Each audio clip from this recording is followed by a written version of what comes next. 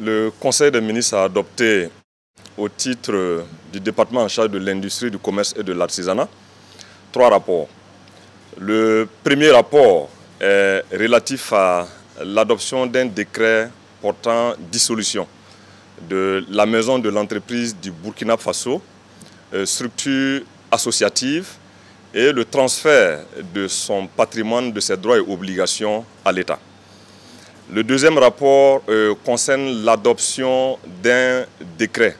relatif à la création d'un établissement public à caractère consulaire dénommé Maison de l'entreprise du Burkina Faso, auquel est subrogé le patrimoine, les droits et les obligations de l'entité dissoute. Et le troisième rapport est relatif à l'adoption des statuts particuliers de la nouvelle entité créée. Il faut dire que l'adoption de ces 3 décrets s'inscrit dans la dynamique de la refondation de l'État, entreprise par le gouvernement à travers des réformes apportées à des entités stratégiques importantes d'appui au secteur privé. L'adoption de ces 3 décrets permettra également à la nouvelle entité de bien mener les missions à elle consignées, de bien clarifier son rôle et de lui permettre de recadrer les ressources à elle confiées dans l'accomplissement des missions à elle confiées, missions d'appui au secteur privé, mais missions aussi de soutien de l'administration publique dans le cadre de certaines de ses prestations.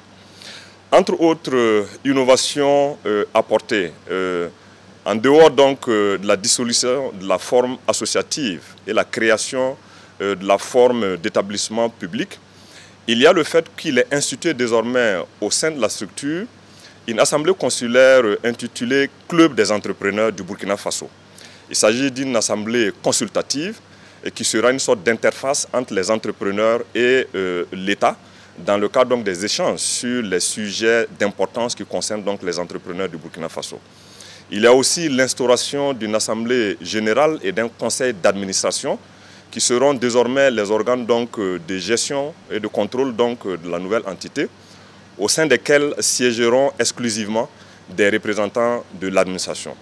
Donc ces différents décrets adoptés vont permettre à la maison de l'entreprise de dérouler avec beaucoup plus de clarté ses missions du moment où son rôle et son ancrage institutionnel est désormais précisé.